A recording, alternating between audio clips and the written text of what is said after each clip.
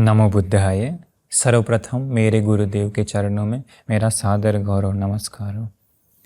आज हम आप लोगों को लोभ लालच कैसे आखिरकार इंसान का ही दुश्मन बन जाता, लोभ और लालच के कारण कैसे इंसान अंत में बहुत दुखी हो जाता है, इसी के बारे में आज आप लोगों को हम बताएंगे।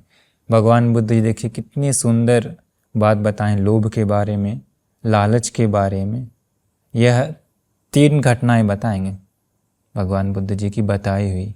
इन 3 घटनाओं से सत्य जो घटित हुई है, उन 3 घटनाओं से आप बहुत सुंदर समझ जाएं, क्योंकि वर्तमान दुनिया में सामान्य जो लोग होते हैं, जहाँ थोड़ा सा ज़्यादा प्रॉफिट होते रहता है या जहाँ ज़्यादा लोभ मतलब ज़्यादा फ़ायदा मिल रहा है, तुरंत उधर जाते हैं। कभी कभी जितना है उसमें संतुष्ट नहीं रहते हैं और अंत में केवल और केवल रोना ही पड़ जाता। तो ज़रा देखिए इन 3 घटनाओं की ओर नज़र डालते हैं, आखिर वो क्या थी भगवान बुद्ध जी की। तो भगवान बुद्ध जी ही एक जातक में बताते हैं ये घटना लोभ के बारे में। देखिए बहुत पूर्व में एक परिवार था। उसी परिवार में एक पति था, एक पत्नी थी और उसके 3 बेटियां होती है। नाम होता है नंदा, सुनंदा और सुंदर नंदा, बेटियों का नाम।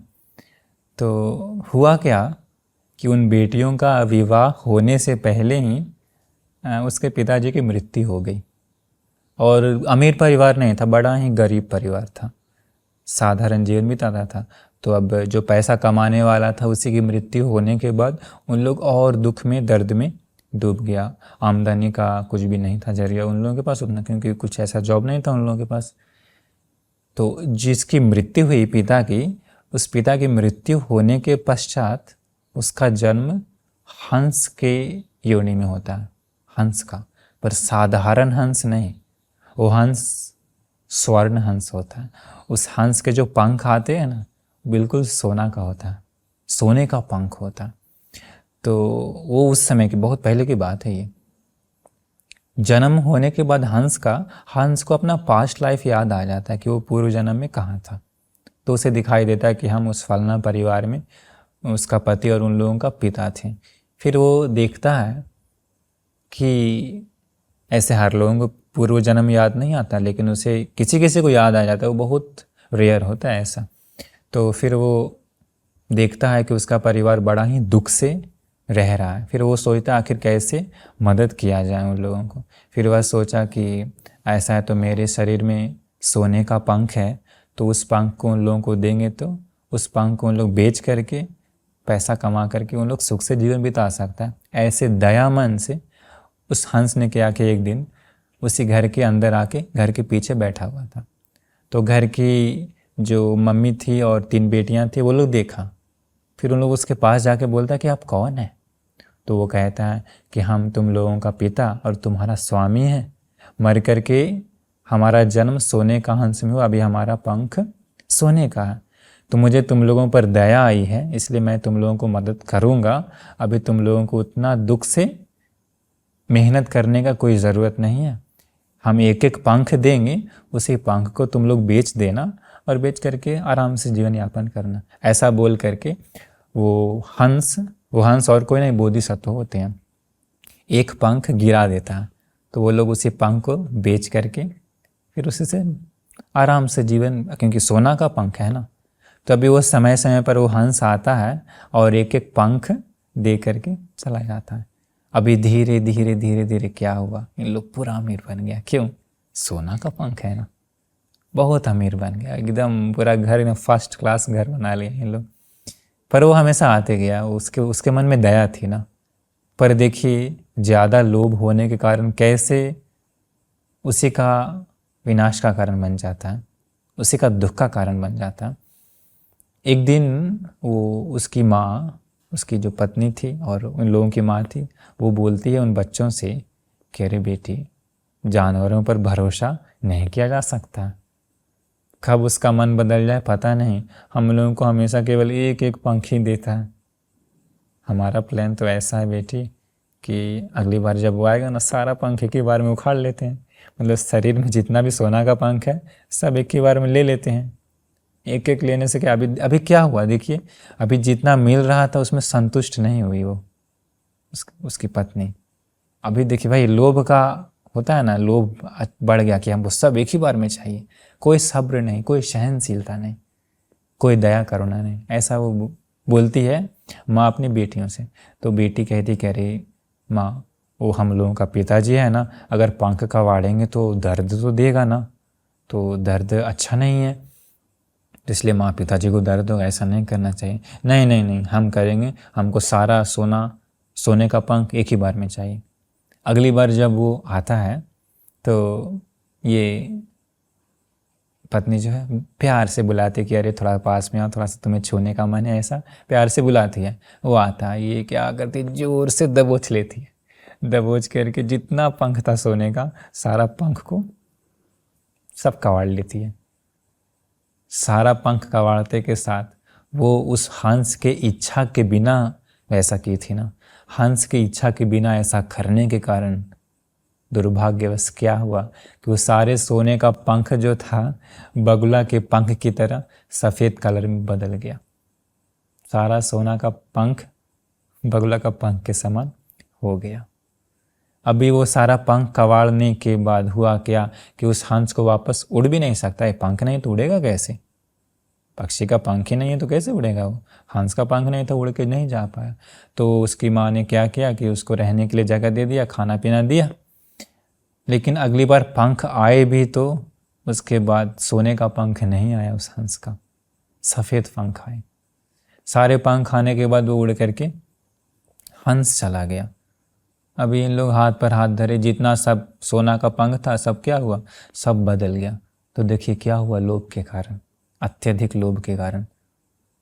अत्यधिक लोभ के कारण सारा सोना का जो पंख मिल रहा था एक एक करके वो सब बदल गया, सारा सोना चला गया एक ही बार में। तो उसमें ऐसा भगवान बुद्ध जी कहते हैं, एक सुंदर गाथा बताए हैं। भगवान बुद्ध जी कहते हैं, यंग लद्धं तेन तुठब्बं अति लोभो ही पापको। इसका अर्थ होता है कि जितना मिलता है इंसान को उतने में ही संतुष्ट हो जाना चाहिए, खुश हो जाना चाहिए। अति लोभो ही पापको, जो ज़्यादा लोभ है, जो ज़्यादा लालच है वो पाप है, वो तुच्छ है, वो अच्छा इंसान के लिए नहीं है। कहते हैं हंस राजंग हित्वान सुवर्णा परिहाय था। जैसे उस हंस को पकड़ करके उसका सारा पंख को खींच लेता, लेकिन अंत में वो सोने का पंख से हीन हो जाता। मतलब सोना का पंख भी उस घर की माँ को नहीं मिल जाता। तो भगवान बुद्ध जी इस प्रकार से कहते हैं कि ज़्यादा लोभ इस प्रकार से खतरनाक होता है। क्योंकि वर्तमान में भी बहुत सारे लोग कोई जॉब करते हैं तो, या वैसा कहीं भी किसी भी फील्ड में है तो, अगर कहीं थोड़ा सा ज़्यादा लालच के कारण कभी कभी कोई लोग शॉर्ट मार्ग का उपाय करते हैं। कह रहे ये तरीका करेंगे तो बहुत सारा धन आ जाएगा। ज़्यादा लालच के चक्कर में बहुत बार जो भी होता है ना वो भी गवा देते हैं। ऐसा बहुत होता है इस दुनिया में। कोई लोग जुआ खेलते हैं, वैसा कुछ खेलते हैं, थोड़ा सा पैसा आता है, फिर सोचता है कि अरे और थोड़ा सा लगाएंगे तो बहुत आएगा। ऐसा सोच के अगली बार दाव लगाते हैं और जो होता है वो सब उड़ जाता है, सब खत्म हो जाता है ज़्यादा लोग के कारण। तो देखिए ये एक घटना थी, इससे सुंदर सीख मिलती है। और एक घटना वैसे ही भगवान बुद्ध जी बताते हैं, वो भी एक जातक कथा में ही आता है। उसमें क्या होता है कि वैसे ही एक और परिवार होता है। उसी परिवार जो परिवार होता है वो मछली मारने वाला मछुआरा होता है। मतलब उस पूरे गांव में सारे के सारे लोग मछली ही मारते थे। उसमें भी मछली जाल से नहीं पकड़ते थे, जो बंसी होती है बंसी से पकड़ा करते थे। एक दिन क्या हुआ कि एक परिवार में एक आदमी, उसका मतलब एक पत्नी का पति, अपने छोटे से बेटे के साथ मछली मारने के लिए नदी या तालाब पर जाता है। तालाब पर जाकर के वहाँ नदी पर इसके बाद बंसी डालता है। तो हुआ क्या कि वो जो बंसी जाकर के फंस गई पता है किसमें? एक बड़ी सी लकड़ी में, बड़ी सी लकड़ी में जाके वो बंसी फंस गई। अभी यह देखा कि अरे बंसी अंदर गया, खींच रहा है, आ नहीं रहा है, जरूर माल तो पकड़ा गया है, पर माल में भी छोटा मोटा माल नहीं, बड़ा मछली है इस बार, इसलिए थोड़ा खींचना मुश्किल हो रहा, भारी है।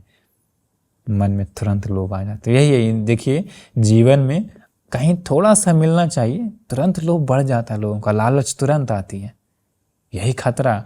तो ज्ञानी बुद्धिमान लोग सदा होश में रहता है कि नहीं, अत्यधिक लालच हमारे लिए अच्छा नहीं है। तो उस व्यक्ति के मन में पता है क्या लालच है? देखिए तो इंसान के मन में कैसा कैसा लालच आ जाता है तुरंत। वो बेटे को बोला कि बेटा, अभी अगर ये बड़ी मछली है, अभी बड़ी मछली पकड़ कर घर में ले जाएंगे, फिर घर में मछली भात बनेगा तो अड़ोस पड़ोस में भी देना पड़ेगा, बगल वाले लोगों को भी देना पड़ेगा। मछली बड़ी है, इसलिए क्या करना चाहिए, बगल वाले घर के साथ लड़ाई कर लो, मतलब झगड़ा कर लो। झगड़ा करने में कोई देता है क्या? नहीं देता है ना। तो बोला बेटा जाओ घर, जा कर के माँ को बोलो बगल वाले पड़ोस से झगड़ा करने के लिए, बोलो बड़ा मछली फंसा है तो झगड़ा करके रखेंगे तो हम लोग ही केवल मज़े से खा सकते हैं। वहाँ पर भी एक लोभ है ना, पहला तो दूसरों को ना देंगे, और दूसरा है कंजूसी कि किसी और को ना देना चाहता, और लोभ। बेटा घर गया, घर जा कर के मम्मी को बोला मम्मी पापा ने ऐसा बोला कि एक बड़ी मछली बंसी में फंस गई है, तो पापा ने कहा है कि पड़ोस के साथ झगड़ा करने के लिए। तो वो बोलती है, वो बड़ी खुश हुई, अरे वाह आज तो बड़ा मछली घर में आएगा, मछली भात बनेगा घर में। इसके बाद फिर क्या हुआ, वो क्या करती है, एक कान में कुंडल पहनती है। पता है किस चीज़ की? जो तार का पत्ता होता है, तार का छोटा सा पत्ता कान में लटका लेती है कुंडल के रूप में। और क्या करते हैं, एक आँख में, जो खाना बनाते हैं अभी तो गैस पर बनती है, पहले चूल्हे पर बनती थी, तो बर्तन के नीचे कालिख लग जाती थी काला कलर का। तो उस समय चूल्हा ही था, गैस कहाँ था उस समय। तो वो क्या करती है ना, एक पूरा आँख में एक साइड पूरा उसी बर्तन का कालिख आँखों में लगा लेती है, और गोद में एक कुत्ते का बच्चा को ले लेती है। कुत्ते का बच्चा, आँख में कालिख और कान में तार का पत्ता का कुंडल बना ली। अभी ऐसा करके वो जाती है पड़ोस के यहाँ, तो पड़ोस के घर का जो होता है वो देख के बोलती है, अरे तू पगला गई है क्या? तुझे पागल कुत्ता काटा है या तू पागल हो गई है? ये क्या तू अपने गोद में कुत्ते का बच्चा, आँख में पूरा कालिख लगा ली है, कान में ये क्या तार का पत्ता लटका लिए, तुम पागल हो गई हो? तो चाहिए तो वही था उसको, बस केवल एक हिंट्स चाहिए था लड़ाई करने के लिए, कुछ बोले वो, उसका प्लान सक्सेस हो गया। ये बोली हम पागल, तुम पागल, तू मुझे पागल कहती है, हम पागल हैं, हम अभी गांव का मुखिया के पास जाएंगे और तुम्हारी शिकायत करेंगे और तुमसे टैक्स लगवाएंगे। तुमने मुझे पागल कहा, तुमको पैसा देना पड़ेगा दंड स्वरूप भुगतान में। वो लोग फिर ऐसा करके उन दोनों में पूरा झगड़ा हो गया, पूरा डिबेट, जैसी इच्छा थी वैसा हो तो गया। पर पता है क्या, अभी देखिए ज़्यादा लोग, अंत में मुखिया के पास गया, मुखिया ने सही निर्णय लिया। स्टार्टिंग तो वही की ना, उसकी कुछ गलती नहीं थी क्योंकि वह आँख में लगाई हुई थी, इसलिए क्या हुआ, पैसा वापस, जो लड़ाई शुरू करना चाह रही थी उसी को पैसा देना पड़ गया उस घर की स्त्री को। तो इधर तो फेल हो गया ज़मीन पर, प्लान सार्थक नहीं हुआ।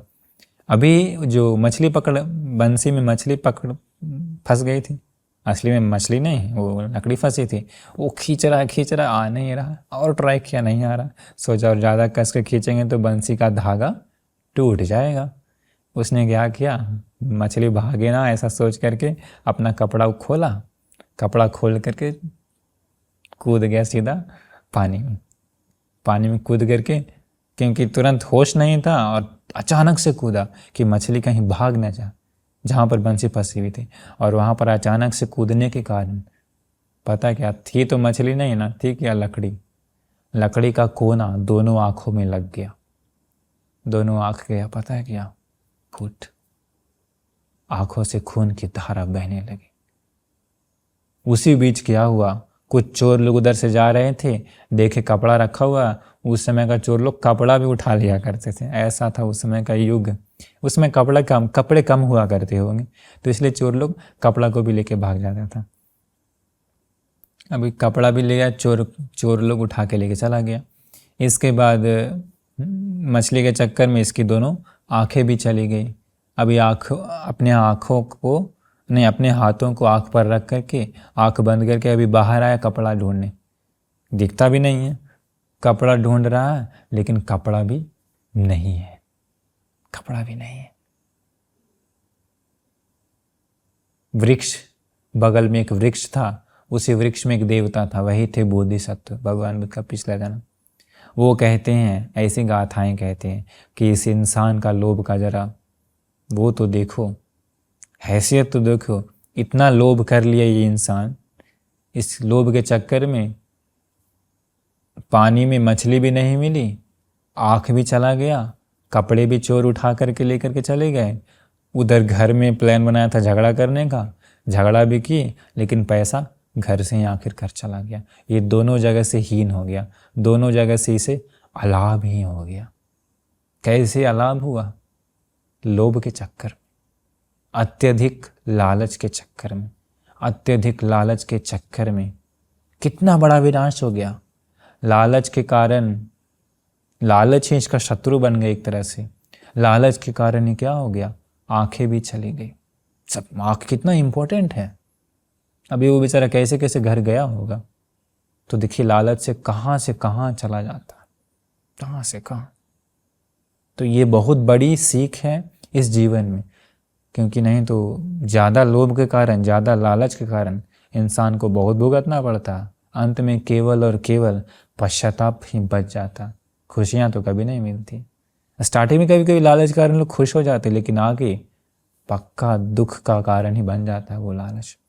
ये थी दूसरी घटना। और एक घटना बताते हैं, वो भी भगवान बुद्ध जी एक जातक में ही बताए हैं, पास्ट लाइफ में। उसी में क्या हुआ था,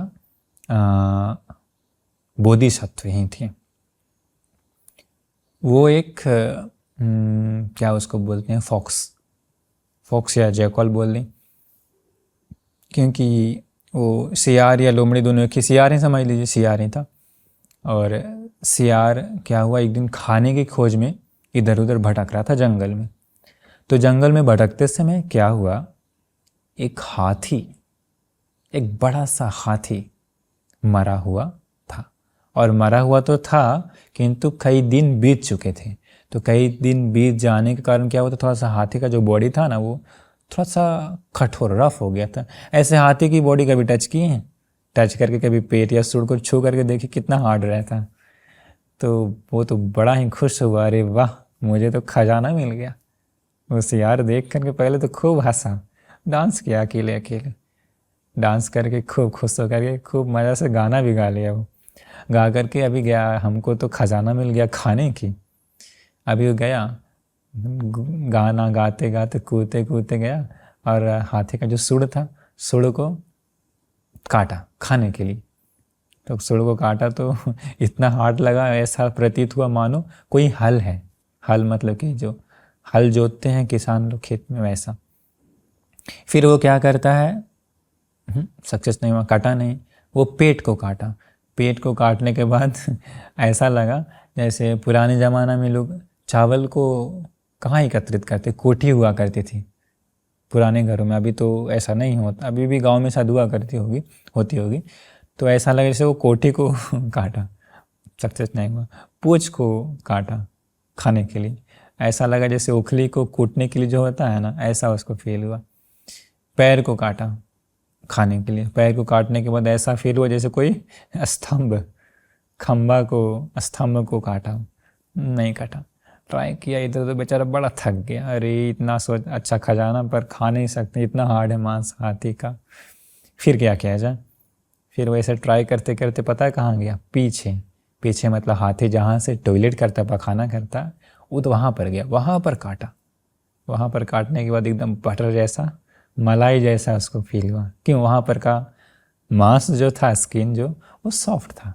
वहाँ से काटा, मज़ा आ गया उसको। खाते खाते खाते खाते पीछे का मार्ग से वो हाथी के पेट के अंदर चला गया। अंदर जाने के बाद अभी पूरा मज़ा से खा रहा है, एकदम पार्टी उसके लिए, एकदम चिकन मिल गया मस्त मस्त उसको, चिकन जैसा मांस।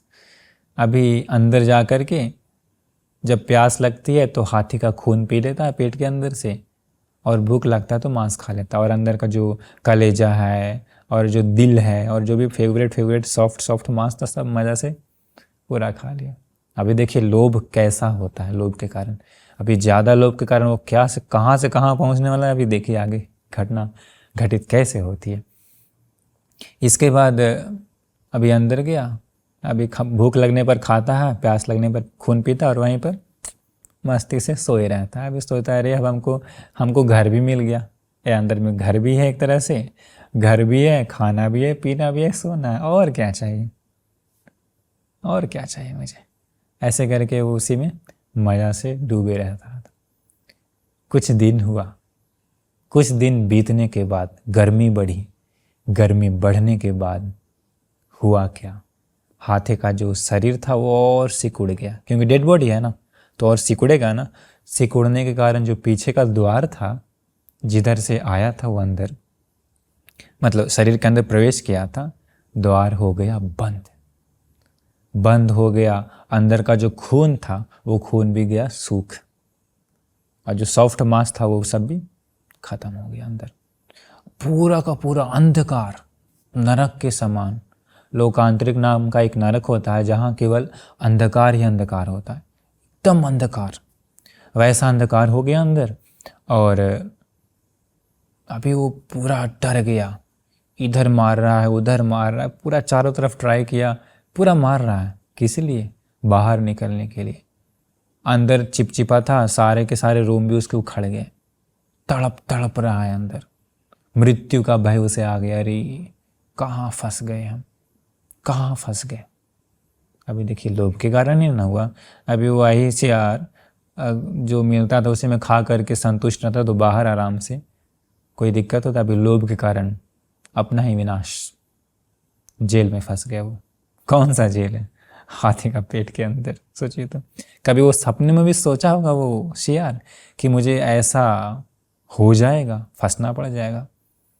तड़पते तड़पते रहा, कुछ समय के बाद बारिश हुई, बारिश होने के बाद फिर से क्या हुआ, जो हाथी का शरीर सिकुड़ गया था वह पानी के कारण फिर से थोड़ा सा वो फूलने के कारण फिर से वो स्प्रेड हुआ।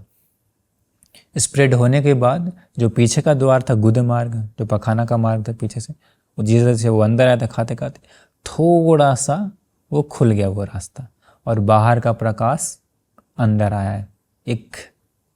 इसको एक जीने का एक जरिया मिल गया, अरे द्वार मिल गया। बड़ा खुश हुआ, शरीर में शक्ति नहीं थी, पूरा शक्ति लगा करके उसी द्वार से धकेलते धकेलते मांस को इधर उधर करके करके बहुत मुश्किल से वो बाहर निकल गया। बाहर निकला तो लेकिन सारा जो उसका स्किन का जो भी रोम थे, बाल थे, वो सब उखड़ गया, मांस में चिपक गया था।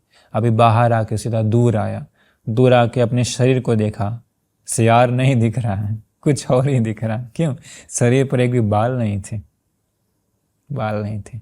वह मुड़ करके देखता है उस हाथी के बॉडी को, अपने आप को ऐसे डांटता है, ये मूर्ख, अत्यधिक लोभ के कारण, अत्यधिक लालच के कारण ही तुझे देखो आज कितना कष्ट भोगना पड़ा। इसके बाद वो अपने आप को ही ऐसे बोलता है, आज के बाद हम इस अत्यधिक लालच में कभी ना फंसेंगे, आज के बाद हम हाथी का बॉडी की ओर आँख उठा करके भी नहीं देखेंगे, क्योंकि इस हाथी के बॉडी के कारण ही मुझे इतना दर्द, इतना तकलीफ, इतना कष्ट मिल गया, आज के बाद नहीं। ऐसा करके वो संकल्प लेता है कि हम आज के बाद ऐसा अत्यधिक लोभ में नहीं फंसेंगे, क्योंकि इसी लोभ के कारण मुझे बड़ा ही परेशान हुआ। तो ये थी 3 घटनाएं भगवान बुद्ध जी का।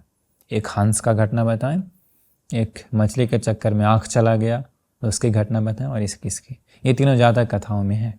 तो भगवान बुद्ध इस प्रकार से बताते हैं, इस प्रकार से अत्यधिक लोभ के कारण व्यक्ति का विनाश का ही कारण बन जाता है। अत्यधिक लोभ के कारण बहुत शोक पश्चाताप करना पड़ता है।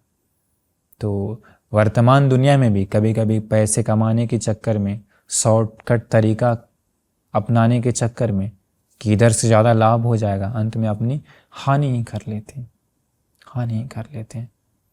तो इस 3 कथाओं से एक सुंदर आदर्श ले लीजिए कि जहाँ भी अत्यधिक लालच है धोखा है, झूठ है, समझ लीजिए वो खुद का विनाश का कारण है, खुद का दुख का कारण है, खुद को दर्द पश्चाताप ही केवल ला करके देगी। इसलिए आप लोग ये भगवान बुद्ध जी की 3 घटनाओं से एक सुंदर आदर्श ले लीजिए कि अत्यधिक लालच व्यक्ति का विनाश ही बन जाए, विनाश का कारण बन जाता है। व्यक्ति का दुश्मन के समान ही है मन में आने वाला लोभ क्रोध। इसलिए भगवान बुद्ध जी एक जगह पर बताते हैं सूत्रों में भी कि यह जो मन में उत्पन्न होता है लोभ मनुष्य के मन में, वह लोभ के कारण ही वह बहुत कष्ट परेशान होता और लोभ के कारण ही बहुत पाप कर लेता। क्योंकि मनुष्य भी जीवन में लालच होने के कारण ही, लोभ के कारण ही क्या होता, अलग अलग पाप कर बैठते हैं, अलग अलग पाप। कभी कभी लोभ के कारण लोग दूसरी स्त्रियों के पीछे जा कर के बहुत पाप कर बैठते हैं।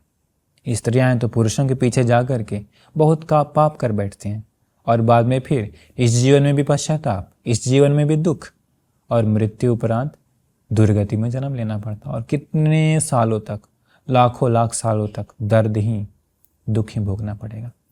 तो इसलिए लोभ कभी मत कीजिए, अत्यधिक लालच कभी मत कीजिए।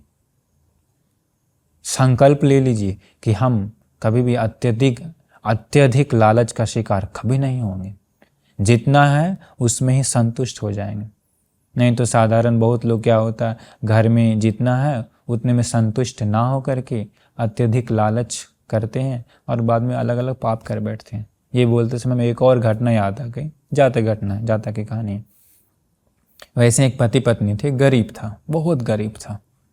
उसी समय क्या हुआ कि गांव में कोई एक उत्सव आया था, तो पत्नी के मन में इच्छा हुई कि उसके पास कपड़े जो थे उसी कपड़े को परफ्यूम लगाने का, लेकिन उसमें परफ्यूम उसके पास नहीं था। तो वो कहती है पति से कि हे स्वामी, हमारे मन में बड़ी इच्छा है कि आपके बाहों में हाथ डाल करके वो लाल कलर का कपड़ा पहन करके, उसी लाल कलर का कपड़ा को उसी फूल से सुगंधित करके बाहों में हाथ डाल के गली गली में घूमने का मन है। तो पति जानता है कि उसके पास वो फूल नहीं है तो कैसे कपड़ा को सुगंधित करेगा। वो बोलता है, अरे सुंदरी, हम लोगों के पास जितना है उतना में ही खुश हो जाना चाहिए ना। हम लोगों के पास वो फूल नहीं है तो कपड़ा को कैसे सुगंधित करेंगे। इसलिए हम लोग जितना है उसी में खुश हो जाएंगे। पुराना कपड़ा को ही धो करके हम लोग चलेंगे घूमने के लिए, हम लोग के पास नहीं है। वो बोलती नहीं, ऐसे कैसे हो सकता, आप क्या हमारे लिए इतना नहीं कर सकते। ऐसे सब बुरा माया दिखाती है स्त्री का माया। वो राग के वासना के वशीभूत हो करके, ठीक है कहाँ से लाएं बताओ तुम्हें। वो कहती है कि राजा के उद्यान में, राजा के बगीचा में वो पुष्प है ना, वहाँ से लेकर आ जाइए। वो, अरे पागल, वहाँ कैसे जाएंगे, वहाँ जाके पकड़े गए तो मृत्युदंड सीधा। अरे तुम मूर्ख है, तुम वीर्यवान नहीं है, मेहनती नहीं है। मेहनती के लिए क्या नहीं कर सकता। जब अमावस की रात हो तो अमावस की रात वैसे लोगों के लिए बिल्कुल परफेक्ट है। तुम जाके वहाँ उस दिन चोरी कर सकते हो। अंत में वो पत्नी का इच्छा के कारण, वासना के वशीभूत होने के कारण अमावस की रात के दिन वह राजा के बगीचा में कूदता है। कूदते के साथ ही आवाज़ होती है, सैनिक लोग पकड़ लेते हैं। अगले दिन राजा के समक्ष ले जाते हैं। राजा कहता है इसे ले जाकर के शूली पर लटका दो। शूल पर मतलब कि उस समय लकड़ी का एक नुकीला चीज़ होता था, नुकीला लकड़ी होती थी और उसी लकड़ी पर आदमी को बिठा दिया जाता था पीछे से। तो पीछे का गुद मार्ग से धीरे धीरे वो लकड़ी अंदर घुसते जाती है और वो तड़प तड़प के मरता था। ऐसा दंड दिया जाता था, ऐसा बिठा दिया गया। खून बह रहे हैं, मृत्यु का दर्द हो रहा है। कौवे लोग आकर के उसका आँखों को नोच रहे हैं। वो ऐसे बोलता है कि अरे कौवे, तुम लोग जो नोच रहे हो वो दर्द मुझे नहीं हो रहा, लेकिन मेरी पत्नी का सपना पूरा नहीं हुआ। अरे कहीं वो पत्नी किसी और पुरुष के साथ ना चले जाए, ऐसा सोच के वो राग से, वासना से तड़प रहा है। भगवान बुद्धि बताएं कि जो कोई राग के साथ मर जाता है तो, वासना के साथ मर जाता है तो उसकी दुर्गति होती है। वो आदमी वैसे ही तड़पते तड़पते मर गया, नरक में जन्म लिया। तो आखिर उसका मृत्यु का भी कारण बन गया और दुर्गति का भी कारण बन गया। क्या? अत्यधिक लोभ। उसको अपने पत्नी के प्रति लोभ था और पत्नी को उन वस्तुओं के प्रति, सुगंध के प्रति लोभ था। लोभ के कारण देखिए दोनों का परेशानी हो। इसीलिए भगवान बुद्ध जी बताएं यह लोभ खतरनाक है। इसलिए आप लोग कभी भी इस जीवन में अत्यधिक लालच का शिकार कभी मत हो जाइए, वरना खुद ही दुख भोगना पड़ेगा। तो यही थी यह 3 सीख, 3 सुंदर आदर्श घटनाएं जो आप लोगों को बता दी हैं। तो आप लोग भी इस घटनाओं से अपने जीवन को सुंदर बना करके अपने जीवन को संवार लीजिए। नमो बुद्धाय।